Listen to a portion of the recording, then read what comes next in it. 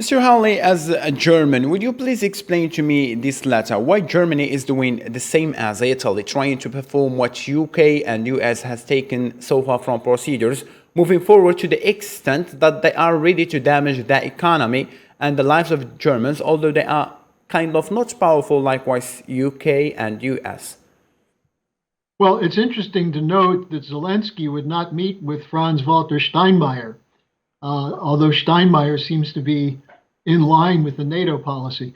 Look, Germany was an occupied country from 1945 to 1989. In many ways, it still acts as though it's an occupied country.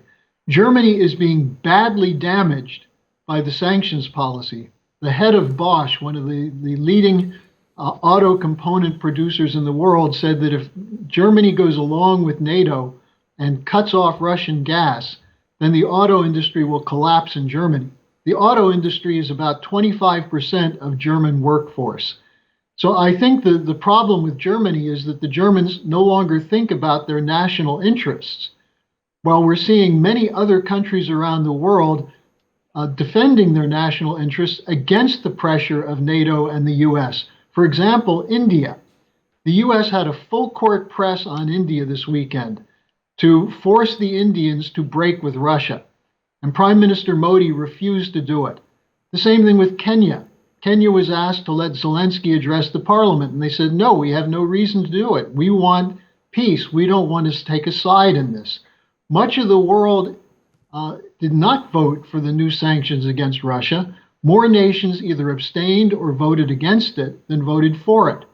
What we see is an attempt to impose an order dominated by the City of London, the International Monetary Fund, and Wall Street economically, and by NATO and the US and the United Kingdom physically through military means.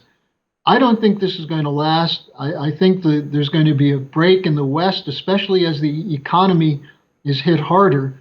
8.5% inflation in the United States. You can't blame that on Putin. Joe Biden's trying to do it. But that inflation started long before the first Russian soldier moved into Ukraine.